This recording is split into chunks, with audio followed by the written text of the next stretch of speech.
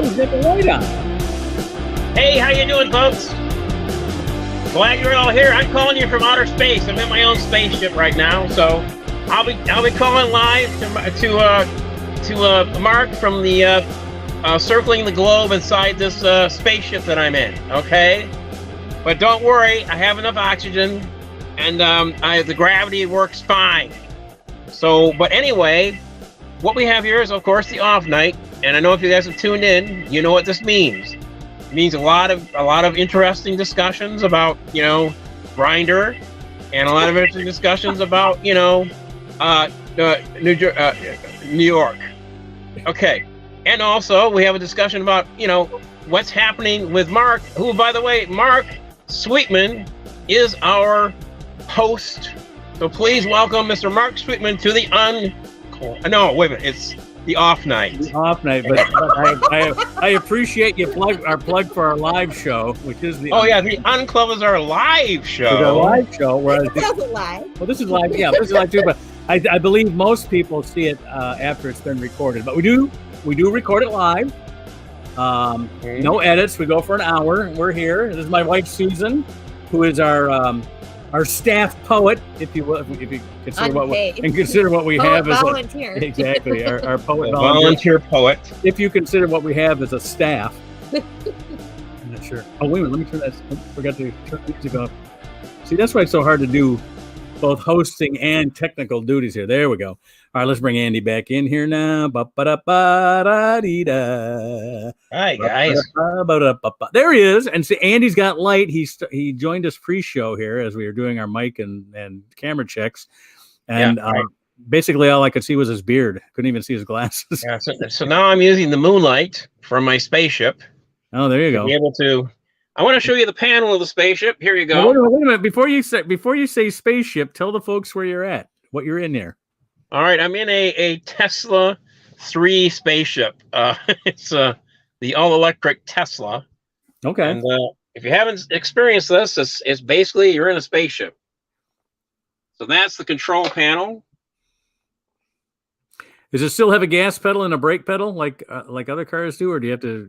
Well, it's down here. Let me see if I can open the door here. You Wait a minute, I can't open the door. I think he gets it. Loan? So this is actually the electric gas pedal, and this is the brake. Okay, so it's just like a regular car in that sense. So we're still not we're not driving with our thumbs or the controllers. Where's like the kids. clutch? No clutch. No clutch. There is no clutch. There is no clutch. Well, he said regular car, and Well, there's no clutch. There's no muffler. There's no pistons. There's no oil changes. There's no. Let's see. What else do they have? well, here. You know what we're gonna do, Andy? Let me have my wife read her poem. Okay. We'll get that out of the way, and then what I'm gonna do is out of the way. Let's experience the poetry of. Yeah, we need to experience. No, you need to bring everybody in, and then I'll do the poetry. Okay. She wants everybody in when she does the poetry. I think. She we all have to hear it. So, and then what we'll do is we'll go to single view for you for the tour of your spaceship. Okay. So, here we go. Here's another one of our regulars. Please welcome from Ypsilanti, Michigan, Jason Grant, ladies and gentlemen. Here he is. Hello. And from New York, I'm going to bring Sammy in here if his connection is good. Here's our New Yorker in the group, Sam Greenfield. And we got a spinning donut. All right. What do you guys? Do you have anything here for Sam? I'm going to take him down then. All right, and let's have. No, leave him there. Leave him there. Okay. Leave him there. All right, Susan. His name. So Susan's going to read her poem. He's here. Yes, hey. There he is. All in good fun, but Jason Grant, you're a gas. Did you knock him out on purpose? No, I just put it. I think you leaned on something. No, we're fine. They're still there. I can see them down there. You knocked us all out. Yeah, you can still hear them. Last week, after I finished my poem, you all decided not to discuss the topics, but to discuss my hair, my appearance instead. We talked about the balloon at the end. Well, I'm talking about immediately after the poem. You went on for, I don't know, far too long 10-minute diatribe about an aging woman. Knock it off, Mark. And yet you don't like ridicule any of this hairstyle. Yeah, it very. I mean, by the way, that is on. very worthy of mocking. So, He sets the line. He looks like Leslie. Who is that? Who was that British actor? Who played Dash in Leslie Yeah, Howard. Rip Rock. Leslie Howard. That's it. Leslie Howard. Oh, Who was in Gone with the you're Wind? right. Gone with the Wind.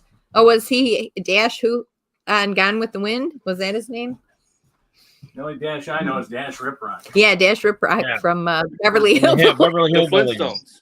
Flintstones. Okay, so I That's wrote Bedrock, wasn't it? in I thought it was response. the Flintstones. I could be wrong though. Maybe No, that's probably right. No, Dash Dash Rip Rock. Rip Yeah. Rock was trying to I date. think it's Beverly Hillbillies. Yeah, Beverly Hillbillies. I'm pretty sure of that one. I don't know all my television trivia, but Yeah. that one It was Stoney Curtis. It was Oh, Stoney you Curtis. get Dash Rip Rock and Stoney Curtis confused. Yeah, Stoney doesn't? Curtis is what you're talking about. Okay, so what I do best is write poetry. So, or one of the things I do best. So, in response to your unwarranted comments about my poem, here is my poem, and I've titled it "Poem for Men Commenting on Women." Oh, Oh no, my manhood shrivels in anticipation. And you don't have a wife? Shocker. No, No, not really. It isn't a shocker. not a shocker for anybody who knows him. Okay. not unless, paying attention to this show. not unless you want to come downstairs and check out the garden. But never mind that. It places the lotion in the basket and it reads the poetry. All right. Let me know All right, when so- you're ready to hear my prose. I am ready to hear it. Okay. Oh, God. Commenting on my looks is not your dominion. Women age, and no one wants your opinion. My hair does not resemble Squeaky Frum's. Read chapter 40, verse 12 in the book of Psalms. I do not look like the Charles Manson chick. You saying so makes you a real dick. Oh. I would not comment about the hair on your head, though it grows out of your ears and your nose instead. Look up Proverbs 31, see verses 10 to the end. Then you can comment on what I am again. Susan Sweetman and her kickback, Poem for men Her- commenting on women. Thank you. her strike back. I humbly apologize for my disrespect, and I apologize. Now that's me every 10 minutes. That's me every 10 I'm the minutes. one who has deliberately decided to choose a setting that looks like I'm doing a night gallery portrait. So All right, Mark's anxious for me to get to the poem of the week because he's not the center of attention at this moment. I still have controls, even though I don't know how to use them. I still have the controls. So, But I know where to find them. all right. Turkey and Syria rescue efforts. Help from other world powers. Man finds his aunt alive in rubble after 152 hours. Wow. More spy balloons fly about Canada and the USA. Incredible Chinese tech. I don't know what to say. They got shot down over Alaska and Lake Huron.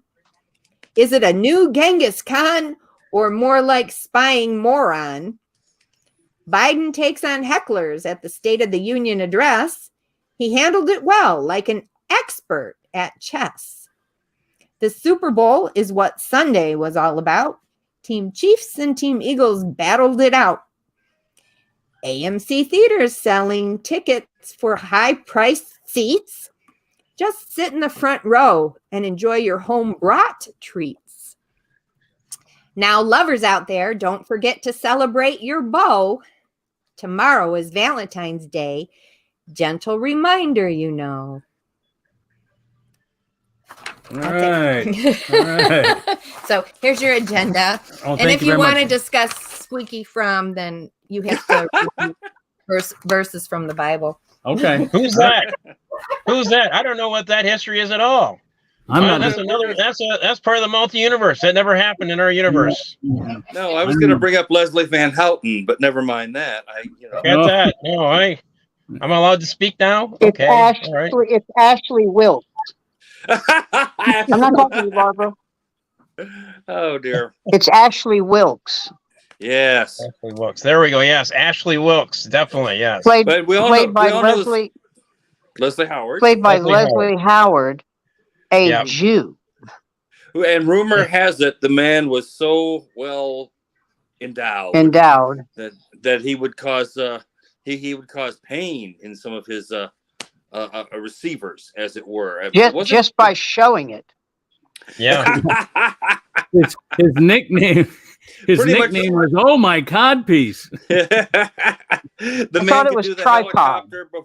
He was the helicopter before Sikorsky.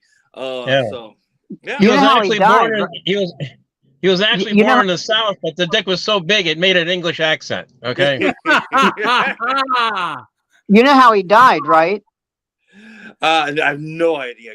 He was doing spy missions for England during World War II, and his plane crashed. Oh, really? Oh wow. Wow. Well, I thought it was going to be something salacious, not heroic. So he's a war hero. How about that? Yes. There you go. Oh. What did Glenn Miller do? He just got shut down. Glenn Miller? Yeah. Wasn't it Glenn Miller that got shut down? It was a tour gone bad. Yeah. Yeah, it was probably. It was a Yoder tour going bad. I'm not saying the tour was bad. There were some people on that plane going, finally. Oh, by the way, that disaster in Turkey. Yeah. All I kept thinking of was, Mr. Ladine, we found your aunt. Oh, great. Oh, dear. I'm so happy you found her. All right. Balloons up in the air. All four of them have been different. They really haven't. The Chinese kind of admitted that first one, but they haven't said anything about the others.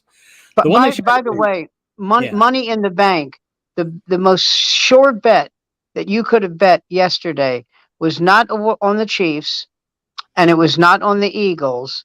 It was Lauren Boebert being pissed off that Sheryl Lee Ralph sang the Black National Anthem. That was money in the bank. Yeah. That she would say something about that. A woman whose husband did 4 days in jail for yanking his Frank at a bowling alley. I only got a day and a half for that. Shit. No, I don't. Jason, you're not trying. I give somebody did a joke about the balloons. Somebody did a joke about the balloons. Said it was like one at a time, kids. Sorry, kids. So somebody did a joke about the balloons, and I'm trying to think who it is, but he said something about. So this is the first time, first evidence of steampunk actually coming across the airway. Oh dear. It was who was it? Oh man, my favorite one was he dated the goddess. He dated the goddess. Oh, you're talking about Emo Phillips? Emo Phillips did a joke about it. So it was like he brought the steampunk thing. So hey, Phil Sultana. Seth Meyers said, so they said that Joe Biden gave the order to shoot down the balloons. He goes, I can't believe that. He loves balloons. Well, $400,000 a shot.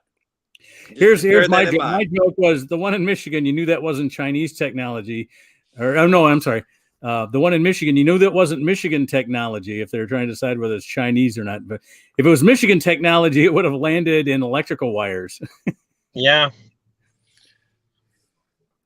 Well, they had to tell Marjorie Taylor Greene, no, we don't need an AR-15 to do this.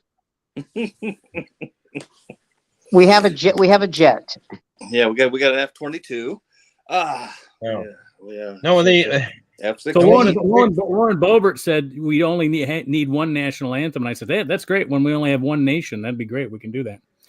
So was it Marjorie being by the way, if she did, I know that she got a GED. You know, she got it like 3 weeks before she was elected. Yeah, that's the truth. That she timed it so so they couldn't say. You know, do you have any kind of education? You know what that says to me? Marjorie Greene went to the White House and complained that they didn't. When you tell me that she got one at a time, fellers. My goodness, there's too much crosstalk. It's one person at a time. And now there's nothing. Now there's nothing. All right, I'm gonna go. I said that Marjorie Taylor was a surprise that didn't use his Jewish lasers to shoot down the balloons. All right. God, isn't a Jewish laser a porn star? I mean, if it isn't, it should be. Yeah. No, you're thinking of Gary Laser. There we go. I mean, come on. Yeah, he's Jewish. Gary Laser's Jewish. That'll work. Yes, he is. There you go. Well, yeah, shit. Oh, goodness. So what was last week's State of the Union or Tuesday? It was last Tuesday. Yeah, we have not had it. We have not had an off night since the State of the Union. So, oh my goodness! I say, when he got them on Social Security and Medicare, and not pulling it into the discussions on the debt ceiling, I thought that was genius. But you know something? It was genius. But think about who he's dealing with. How much of a genius did he have to be? Going up against Mitch McConnell. My kid could have won that one, yeah. Well, McConnell's looking like a statesman, for Christ's sake. Which should tell you something about this country. Exactly. I mean, exactly. That's the point where I want to book a ride on the Chinese spy balloon, and I will paint a target on my back saying, right here, fellas, right here, aim, come on, yeah, bring it on. I believe that's something George Santos did at his drag show. You're welcome, Jason. I love George Santos. I mean, he's our version of AOC. He kicked that winning field goal last night too. That was kind of nice. Yeah, and I love that Santos got dressed down by, of all people, Mitt Romney. Boy, he really he handled him. Yeah, well, they say Mitt Romney, the guy who was head and made his money on venture cap. And going out there, well, not venture cap, but vulture cap, and doing all sorts of mean, evil, nasty things that did make him pyramids of fucking money. Once again, and I agree with you, but once again, compared to what they have now, he's a statesman. Hey, yeah. Any man who can have his hair sharpened on a regular basis, yeah, I'm going to have a certain amount of respect for. Well, what he should do, he'll never do this, huh? Bill Maher's line on Mitt Romney dressing down George Santos. He went up to him and says, "You're a disgrace. You don't belong here."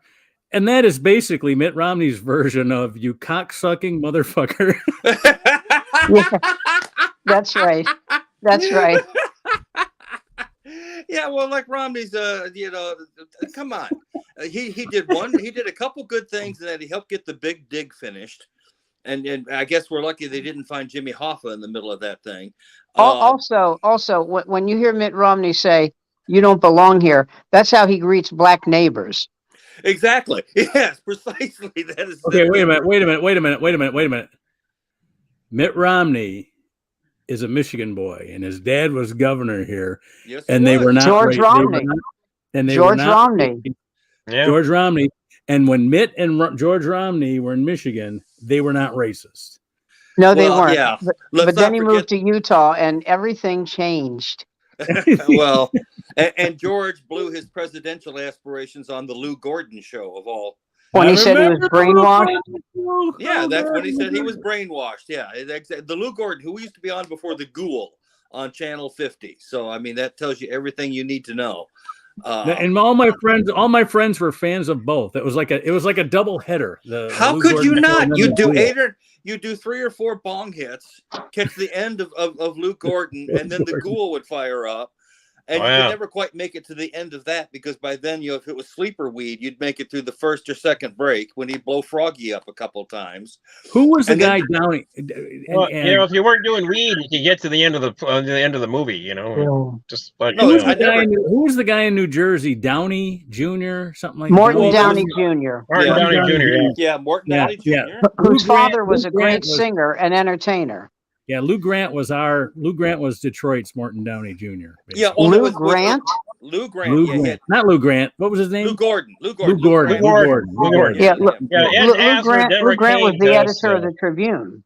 Yeah. I mean, Ed Asner. There we go. Yeah. Lou Grant was Ed Asner, and then Lou Gordon had a little more style and panache, but not a whole lot more. But and his wife Jackie, you remember her? She used to read the viewer mail and yes. And his son and his brother, Commissioner Gordon. That's right. That's right. When they used to, Gotham put up the bat signal. There we go. And not to by the way, on Letterman years ago, obviously, 10 things that suck about being Batman. At any given time, some moron with a cardboard cutout and a flashlight can summon you. Yeah. It's true. It's true. That killed me. That is hilarious. Oh God! Do you remember? They only did this a couple of times. Do you remember he did this thing? It was an illustration of a guy and his cousin, and one was real nice guy, and the other was like a real miscreant. And it was like, I'm going to use the names Joe and Jerry. I just don't remember the names, but Joe brings his date flowers and candy. Jerry brings his date a moist shoe tree. Oh, yeah, I know who you're talking about. That's the two characters' names were Gallant and Doofus, wasn't it? Gallant and Doofus. No, they were actual real names. Oh, okay. The other one was he ends the date by saying, "It was lovely being out with you. I hope we can do it again." And the other guy says, "Gotta run. I gotta see a guy about some stuff."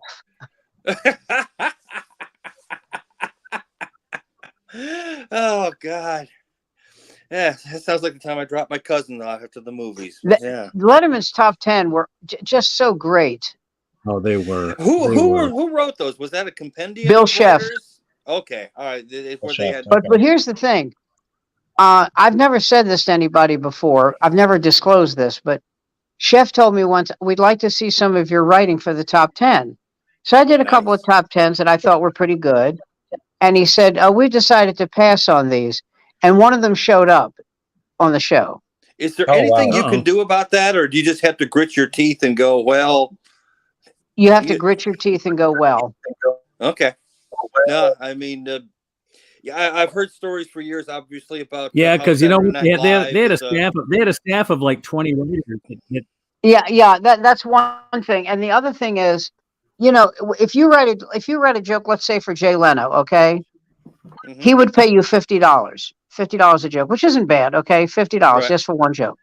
Now, so this guy steals a joke. They steal a joke from you. You're going to hire a lawyer and go to court for $50? No. Or you're going to go on TV and say they stole it from me, which will ensure you never working again in any form of TV entertainment. That was more my question. Is that do you become instantly sort of blackballed for being? You're a pariah. Problem. Absolutely. Yeah. Yep. And by the way. Tim Thomerson, for those of you who know him, I think Mark does, a comic out of LA. He grabbed Robin Williams one time and slammed him against the wall and said, "If you're going to pay me $800 now for the 5 jokes you stole from me, you piece of shit." And Williams paid him. He said, "If I see you do it again, I'm going to kill you." 3 nights later, Williams is doing his act again. Is Thomerson's act. And I was there and I said, "What are you going to do?" He said, "What can I do? What can I do? I'm not going to kill him. I'm not going to physically kill him. I'm not going to beat him up. What can I do?" I say that, but that's a significant portion of somebody's show. I mean, if you're doing a 20-minute set, 5 jokes is what a good. Oh, well, listen, you're preaching to the choir. Listen, think about this. You write a joke. Think about this. You write a joke. You take it on stage. It's not exactly what you want, so you polish it. And then you polish it again. And you polish it again. And finally, it's right where you want it after a month of polishing it. And this guy takes the finished product. Right. Yeah. Yeah, I mean, it wasn't a joke. It wasn't a rumor that Williams stole. He stole flagrantly. But the people who do that, who do this, I mean, they know what they're doing. Do they just like forgive themselves? I mean, Williams. I'll tell you a great story. I keep going back to Mark. Mark, you know Bill McCarty? Yes. No. Yes, I do. You know Bill? Okay. Bill McCarty told the story that one night Robin Williams was a Catch a Rising Star, and he does his act, or somebody's, and he goes off stage, and he comes back on stage, and does a mini play, casting himself as judge, jury, and witness, and the charge is comedy theft, and Williams goes into this reasonably long diatribe about, he doesn't mean to do it, but his mind moves so quickly and it just comes into his head and it comes out of his mouth and blah, blah, blah. And I said to McCarty, you were there when this happened? He said, yeah. I said, did you believe a word he said? He said, no, not a word. No, no. You have the power. You have the cognitive power to realize you're about to say something that's not yours. Right. Don't tell me you couldn't stop. And that you knew that you didn't ask permission to use. Yeah, just stop it. Just stop. Just say, it was like Anthony Clark, who was out of Boston. He used to steal. And his philosophy was stealing. They did a thing in Boston where you had like a comedy show, and Lenny Clark or Anthony Clark or Steve Sweeney, it was their show. It was the Steve Sweeney show. And they would host it. And they would bring up the acts. Barry Crimmins did this. And they would bring up the acts. And he was only there a year, Anthony Clark, and he had 2 shows. And he said, if stealing gets me 2 shows, then I'll steal. Well, I've never. But I don't know what he's doing now. I have no idea what Anthony Clark is doing now. Well, let's find out. Well, I heard he had a sugar daddy, so maybe that's it. God, I wish I had a sugar daddy. Don't we all? I mean, even at my age, it would be, I mean, as long as I can Anthony get my was a little bit into the will. Anthony was a little bit better looking than you, though, Jason. Not anymore. Not anymore. You haven't seen him in ages. What's he doing now? Yeah, he was cute. He was a cute guy. Yeah, now he looks like the end of a closed fist. Oh. God, I wish I looked as good as a closed fist. Stop it! You're ruggedly handsome. Well, yeah, I'm about to say I could end up on a brawny or a slab. Well, about to say, or someone using a roll of brawny to clean up the mess after it was all done. You are such a romantic. I like to say the pretty things, Sam. What's that joke? What do you call a guy with syphilis, AIDS, and herpes? A hopeless romantic.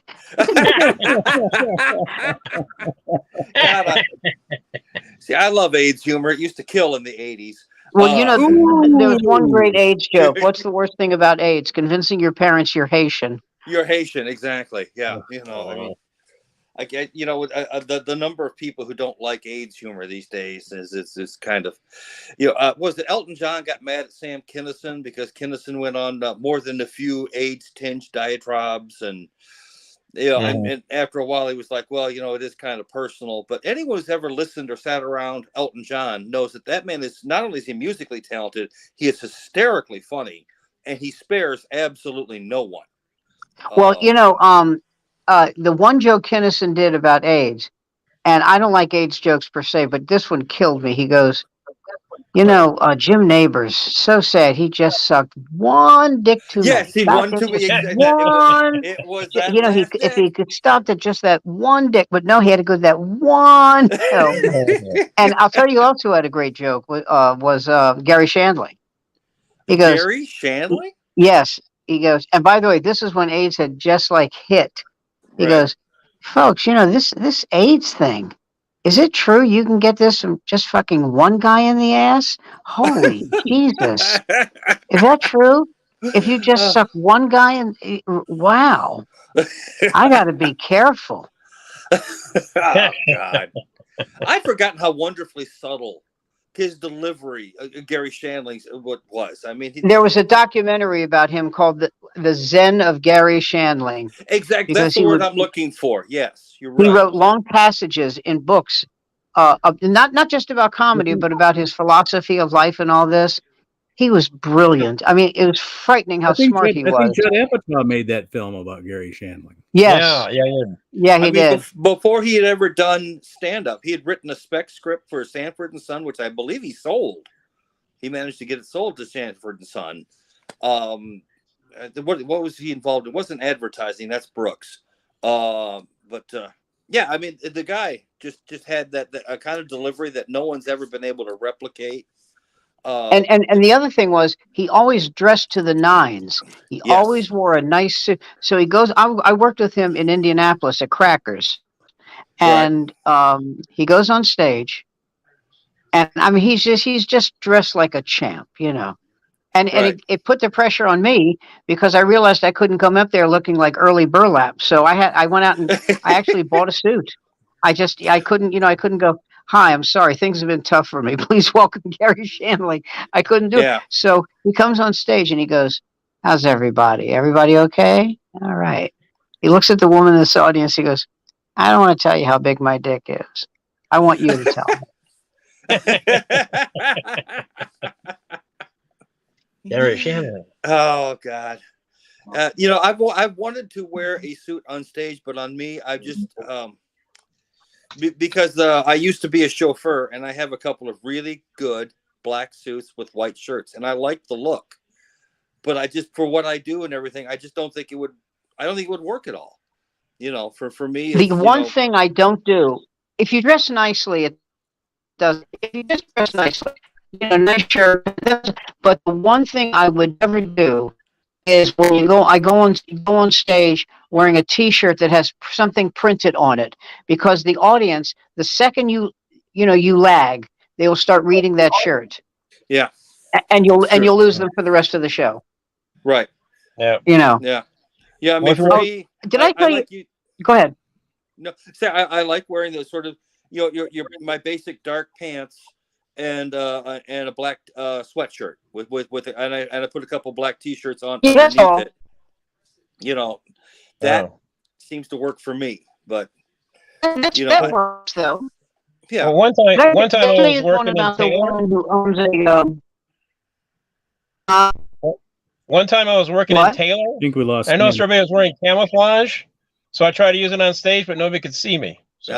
Camouflage joke. Thank you. Thank you. I don't see it. Did I tell you the one about the woman who owned a bar, Mrs. Epstein? And the guy who worked for her, a porter, he comes up to her and says, Mrs. Epstein, we got problems. She says, what is it? Well, I went down to the men's room and there was some horribly filthy graffiti there. Horrible, filthy graffiti. And she goes, well, I want you to take a scrub brush and some soap, and I want you to scrub it all off, okay? We can't have that at this bar.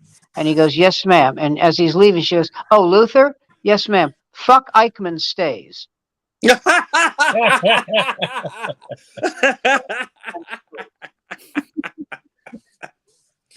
Oh my God. All right. God. I've got the lowdown. I've got the lowdown on Anthony Clark now. His last credit that I can find, film on what? Called My Uncle Raphael. I missed that. What did you hear that? Is that what he calls his boyfriend? No, My Uncle Raphael. My Uncle Raphael. It was based on Raphael Kiruganzire by Vahik Pirhamzi, who is the co-author of the screenplay, and Scott Yegeman also had a hand in that. It looks like it was a U.S. Hollywood Bollywood production. And so that was 11 years ago. So what lesson does this teach you? I'd say that Anthony Clark's career is probably over. This is what it teaches you. The next time you think shit you write is too obscure, keep that in mind. Yeah. Well, the Bollywood. There we go. Yeah. It had a Rotten Tomatoes rating of 20. Get out, 20? That's out of 100, not out. Oh my God! It's 20 out of 100. I understand. Metacritic. That's 20 out of 18,000. Yeah, Metacritic gave it 36 out of 100. The Los Angeles Times says, Jesus. It gives a few chuckles, but it regularly threatens to fly off the rails. That's what I love when they do that. Newbie said no. I always want to see something like Los Angeles Times says why. Yeah, I love that. I love bad Just reviews. why? Here we go. The Village Voice. The term contrived doesn't begin to capture the sheer nonsensicality of this sitcom setup. Oh man. There was a that's hysterical. The term do you remember Rod McEwen, everybody? Yeah. Oh, of course we remember Rod McEwen. Okay. So I'm reading a review from the reviewer in the Washington Post. And when the review started, I thought it was going one way, and it completely took a left turn. Just completely fooled me. This was the review. I actually remember this word for word. It had such an indelible impression on me. When one is leaving a Rod McEwen concert, one is grateful to be alive. So I thought, so it was uplifting. One is so grateful that you didn't die of boredom during this horror show. And I thought they were saying, it's uplifting, it's poignant. No. No. Who was the snarky little queer that wrote that one? Because that. To me, there's nothing better than a negative review. A negative review just makes my day. You know, I remember when. Yeah, go ahead. No, you go ahead. No, I remember it was of all people, my mother explained to me that Rod McEwen was gay, and I'm like, really? Him? He was? That's what I was told. Yeah, that's. Then he has no excuse for not being better. I'm sorry. If you look at some of the great composers and poets of our lifetime before, there was a lot of gay guys and women. He has no excuse for being a shit. None. I mean, I didn't know. Oh man. I didn't know that Gore Vidal was a queen until someone told. And then recently, I went back and I watched the William F. Buckley Gore Vidal matchup in 1968 debate? When ABC. Yeah, well, when he called him a fascist, a Nazi fascist. He called one. He called him a crypto fascist, and he said, "Well, you say that to me again, I'll plant you, and you'll stay planted, you little queen," or something. Oh, that's not the worst. He called him a goddamn little queer. Oh yeah, that's right. Yes, yeah. I mean that, and the two of them going at it with each other. It's like watching these two brilliant wordsmiths just absolutely take each other down and roll in the literary mud. A friend of mine called me and he said, when I was watching this, he said, I'm not religious, but I kept praying that at some point their lips would meet. Yes, exactly. You could sense that the passion was so great that at one point they went, I got to have him. Just at some moment in time. Oh God, that would have been perfect. Oh my God. Well, I knew Gore Vidal was gay because he wasn't shy about saying it, and he had a boyfriend who was with him forever. Yeah. No, I mean, later on, it looks pretty obvious. But I mean, when you think of especially back then, homosexual writer Truman Capote comes to mind, and here's a man who's never been inside a closet. A closet wasn't big enough made for that man, that he couldn't blow apart like an atomic bomb. Well, and Vidal didn't go, to me, Vidal got a gay vibe. No, he didn't. To me, it wasn't, no. Although the thing is, but people have to learn the difference. Yeah. Well, say Capote's writing though. You find him what? If you've ever read Capote's writing in like the in Cold Blood, which is the only thing of his that I've actually read all the way through, other than it's the only book he ever wrote. Well, yeah, he did some short, but that was a compendium. Yeah, he did some short stories later on that with magazine stuff. But I mean, in Cold Blood was one of the things where I sat down and read it from beginning to end, and it doesn't sound like it's written by a gay man. I'm saying it has a very masculine feel and tone to it. And this is at a time when you have other writers of that era. Updike comes to mind. Again, these are very butch kind of writing, and he fits right in. It doesn't come across as anything. Did you ever see the portrayal of him by Seymour Hoffman? I missed that. Philip Seymour Hoffman. Oh yes, I did. Yeah, the brilliant film. Brilliant portrayal. But the portrayal of Capote was so spot on. Was the standard by which all other people who portray a figure like that have to judge. And Sigourney Weaver has a part in that movie where, again, I don't know what character or person she's playing, but whatever it is, I just bought. I don't remember her being in that movie, and I saw it. Catherine Keener was in it. Catherine Keener played Harper Lee. Yeah, I remember that. Sigourney, if I'm not mistaken, she's in there. She has a very small, but sort of like 5 or 6 lines kind of role. Or is that the other Capote movie, and I'm confusing the two, which I could do. But she was great in it. But you're right about Hoffman being just spot on perfect in that movie, and a real sad thing to show what happens to addicts who slip up after 20 years of being sober, and then go out for one little excursion or two, and then don't come back. And that was a genuine sadness when that happened. I remember. Yeah. So did he do heroin? Yes. Yes. Yeah. Who's that? A friend of mine, Philip Seymour Hoffman. He backslid on heroin. Yeah, that's what killed him.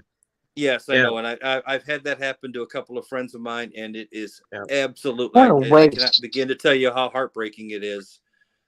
So when that happens. when I was working in LA, a guy named Alex was working with me at the bookstore, and we found out later on he had worked for Greenpeace, and he had gotten a heroin addiction working for them, and then he came back, got off the heroin.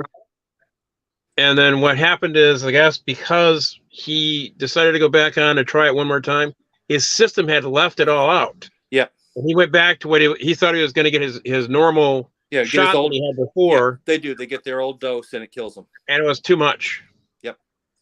It put him under the ground. See, that's how Greenpeace works. We can't pay you, but we'll give you smack. What's that? Alex, that's how Greenpeace works. We can't pay you, but we'll give you smack. Actually, he said that. Alex said that. He said, I said, you had a heroin addiction on Greenpeace? He said, yeah. How do you think you get people to jump in the middle of toxic waste? Worst health benefit program ever. This one's for Sam, but we can't pay you. But here's some Coke. That's the old Bob Cochran payment method. Remember? God. Well, you know what Cochran used to say, and you're right. He'd say, "How do you want to get paid? Green or white?" Green or white. I like that. That's what he would say. Yeah, green or white. I think you guys all remember back in the day when it's like, I've done cocaine every night for 3 years. I'm not addicted to anything. It's fine. Perfectly. I think once in a while, Tipo did that also. He would pay his comics in Coke. Well, that's something Richard Pryor said. He said, "I'm not addicted to Coke. I've been using this shit for 3 years. I'm not addicted." Yeah, I'm fine. I just need enough to get through the weekend. A kilo. Yeah, nothing to it. And I also think it was I think it was Cochran also, Mark, who had his nasal passages Tefloned. Yeah. Yes. Because of the septum burns away. Yeah. He didn't have the bridge in front. He just had this huge hole. Oh, yeah, it was Bob. God. Wow. No, Jesus. Yeah. I'll tell you this. He put the death sentence on the word "he's a looker."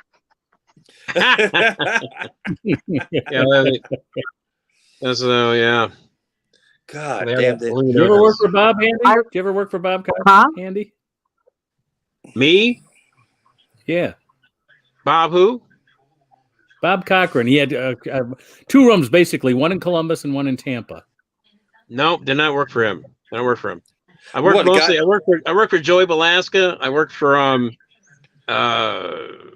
who else? The guys that did the Chaplains guys. I worked for those guys. I worked in the Comedy Gallery out in Minnesota.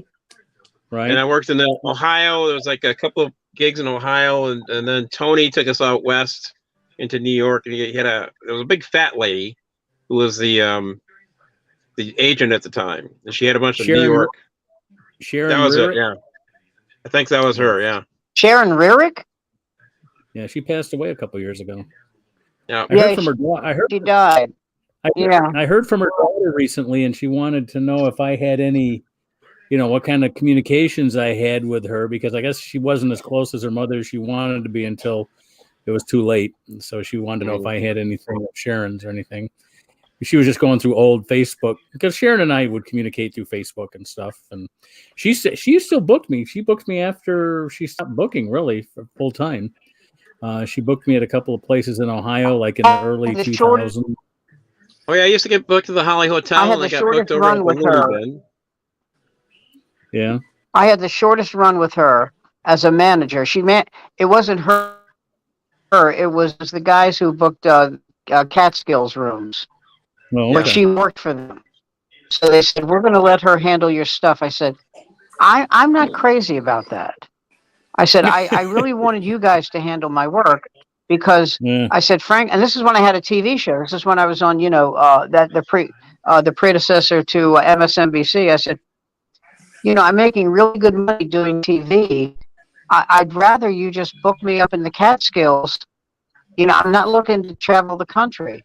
And they said, well, Sharon did all that. I said, Sharon's from Ohio.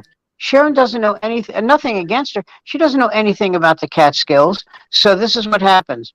Christmas comes, and she says, when Christmas is over, I want you to meet me at the Mark Hotel, really nice hotel here, and we'll map out a battle plan for getting you into every room in the Catskills. At the time was quite a few. So I show up, and who's she there with? She's there with all her friends from Ohio, and they're all drinking, and there's no battle plan, and there's no mapped out strategy. And the first thing she says to me is, do you know where I can score some weed? So I got up and I walked out, and I said to the guy, what was his name? Howie? Can't remember now. But I said, listen, nothing against you, but I'm done. You're not managing me anymore.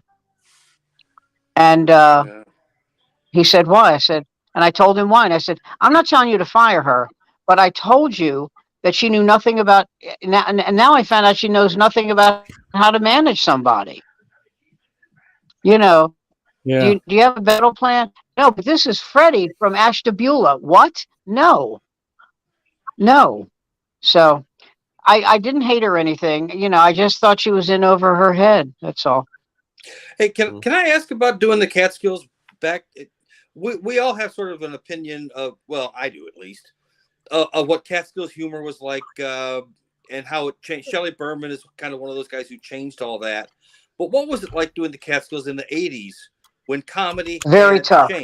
Very tough. Because you must have had a range of ages, from the older, someone who wants sort of the older, more traditional. Well, it was like that joke Gabe Kaplan said. The average age is deceased. Old people and their parents, that kind of thing. Well, yeah, but it was just, your comic in his 30s who kind of ran the clubs there, and he was a dick, and it was like everybody was waiting for him to laugh. And if he didn't laugh, and he was a prick about it. It was like he would torture you. He didn't torture me. I didn't give a shit, but he would torture these younger comics. Like you could hear his stage whisper, I don't think he's funny. and it destroys a kid like that. Was that guy's name Rob or something? Was his name Rob? I don't remember. I'm just hoping I kept hoping I'd see his obituary. Just a piece of shit. So I can hear him say, by the way, it didn't matter if you were, the greatest comic that ever lived. He would go, I don't think he's funny. Okay, he would do that. So when he did it to me, Mr. I have nothing to lose, he goes, I don't think he's funny. I went, I don't think he's funny. I'm really powerful up here. The 9 Jews who came here to hear this guy talk, boy, what a crowd. Ooh, ooh, ooh. The crowd wore a white shirt. Ooh, ooh, ooh. I'm scared of you. You're all powerful in a place that has 9 people in it. 9 people. Is this an audience or a baseball team? And they laughed. and the people laughed. I said, look at that. They laughed without any instructions from this yutz. And he became my show. And he goes, do you know who I am? I go, yes. You're a pathetically weak man. And the way I know that is, I Indian wrestled you last night and you don't remember. And he looked confused for a minute. I said, I'm just kidding. I would never Indian wrestle you. I wouldn't touch you. And I went, well, and I go, folks, normally at the end of my show, I do a joke and the audience is roused into big applause. But frankly, I don't fucking see that happening. So I wish you all the best. Stay well. And I look at him and I go, get a job. And I walk off stage and the guy who booked me went, I don't think you're working there again. I go, no. Really? I said, I just, I couldn't do it. And I've done it before. I had, I've eaten it, when I say I've eaten it, in other words, I had to kiss some guy's ass while I'm on stage and he thought he was some power drunk little shit, Yeah. I did a show in Long Island, all the way the hell out in Greenport. And I did a joke. This is 1980. No, 2001. 2001. And I did a joke about George W. Bush. And it was a harmless little joke. And this guy gets up and harumphed. He literally harumphed and walked out. And that was the first show. George Bush joke? Yeah, and it was, it was a thing about, listen, I admire George Bush. Anybody who can pass their college boards just by threatening one human being with a gun, I admire that. And the audience thought it was funny. And this guy harumphed his way. So the woman who's running the club, who knew nothing, says, listen, we don't want you to do any more jokes about George W. Bush. I went, well, the guy who didn't like the joke left. Yeah, he left. I would. And I swear to God, this is what she said. Yeah, but he might come back. I said, I didn't say this to her, but you sound like a woman whose husband left her. Well, he might come back. True, his clothes and car are gone. And when the car, I looked at the car, his girlfriend was in it. But no, he might come back. Yeah. Yeah. Well, I mean, just I'm curious about these things because there was that sort of clash between comedic styles, and old and new. I mean, and it seems like and again, correct me if I'm wrong. You guys were there, I wasn't. But some of the clubs that were maybe mob owned, maybe Italian influenced. No, not in the Catskills. No, that's what I mean. It seems like those clubs, though, you sort of like found sort of a fertile ground for people to kind of explore and stretch out and do things different. Because there was a club. I'm sorry to interrupt you. There was a club in Boston, right? The Comedy Connection. What were they like? And the Comedy Connection, and it was run by mobsters. The joke was they were going to change the name to the Bulletproof Lounge. And I'm going to tell you something. That club was great. That club, why? Yeah. They left you alone. That's what I was wondering. I mean, all they cared about was they were selling drinks and doing whatever. Well, they did. No, you're almost right. But they would say things like, "This is their criteria: right. Funny, not funny, not funny." They didn't care what material you did. That was their blessing. Right. Mm-hmm. Not funny. You're not working here. Funny, as long as you make people laugh, we're fine. Okay. And they had a guy who worked there who was a bouncer, and he was huge. Just a big guy. And his wife would accompany him sometime, and she was stunning. She was there's no other way to describe her, a tall, leggy model. Okay. So he had to go away for 18 months because he did something he shouldn't have done. Right. And he said, Sammy, I want you to do me a favor. And I said, all right, but I'm not armed. And he laughed. And he said, no, keep an eye on Vanessa. I go, what do you mean? He goes, well, no, I trust her, but I think there are going to be guys who put moves on her and stuff like that. And I said, I'm a little reluctant to do that. Yeah, I don't want anybody getting hurt. He said, no. I just want to know who they are. I promise you I won't hurt them. I said, okay. So then the time he was gone, no one put a move on her. She and I became friends, and we got to talking, and so I banged her. No. So, and that's why I'm living in Juneau, Alaska. No, so he comes back, and he comes back, and he says, can I talk to you for a minute? I go, oh God, I'm going to die. And he says, here. And he gives me $100. Yeah. All right. And I said, why? I said, I'm flattered. He said, because you kept an eye on her. She trusted you and things worked out. And I'm glad. So that night, there was a guy in the audience who I hope is either dead or in jail. He was hitting his girlfriend during the show. He was squeezing her leg so hard she would cry. So I walked up to this guy, this big guy, and I went, Peter, I want you to take a look at row 5, seats 3 and 4. And he looks over and he goes, okay, Sammy, okay, thanks. And he walks over to that table and he says to the girl, there's a phone call for you. And she goes, oh, okay. And he takes her aside. He goes, did he hurt you? And she goes, I don't want to get him in trouble. Did he hurt you? Did he physically hurt you? And she goes, yeah. He goes, do you want to go home with him or would you rather get a ride home with one of us? And she goes, is that okay? I said, yeah, I'll loan Sammy my car and he'll take you home. And so I took her home.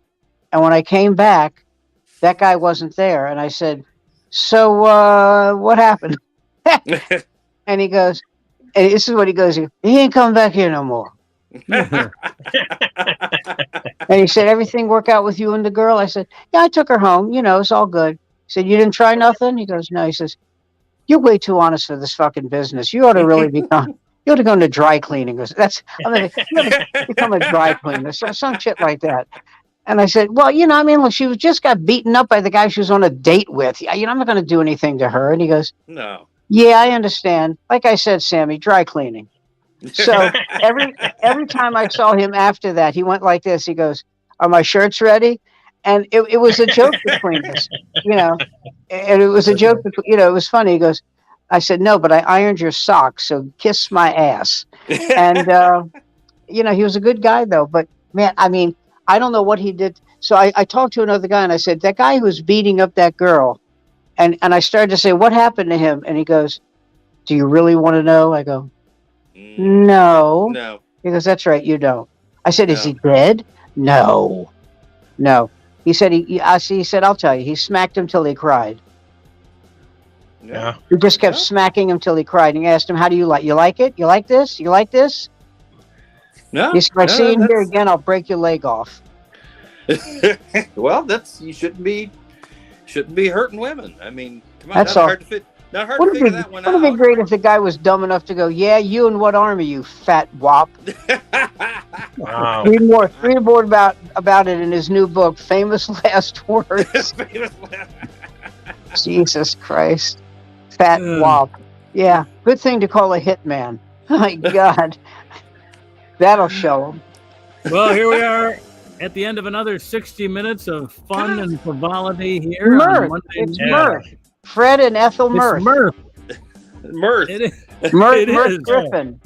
And scenes of The Godfather. He ain't coming back here no more. That's right. I've got my. You can watch The Offer. You can watch The Offer on Paramount. There we go. All right. Yeah. Well, anyway, it all centers around comedy and our lives in comedy, and Don't forget, we do a live show every Sunday night at the Ale House in Ypsilanti. It's called the Unclub. It's not just us that's on the off As night. Ronnie Dangerfield say, hey, you're not dealing with the Boy Scouts. You know what I'm saying? How many comics did you have? How many comics did you have there the other night? This last week, we didn't have a show because of the Super Bowl. But the week before that, I think we had 18. Jesus, that's impressive. Yeah. And you know what? You know what, though? We still haven't established a time limit yet. Oh, wait a minute. I've only got 15 seconds left, so we do have a time limit. We'll talk about it. We can talk about the Unclub next week, but this is Andy Jensen, Jason Grant from Michigan, Sam Greenfield from the Lower East Side of Manhattan. I'm Mark Sweetman here in Detroit, and it's great being here every Monday night. We're here every Monday night at 8 o'clock on the YouTube channel. I also link up to some Facebooks. Go ahead, grab the link and link it to one of your pages if you want to. Let's see if we can get I got a link you can grab, buddy. I bet you do too.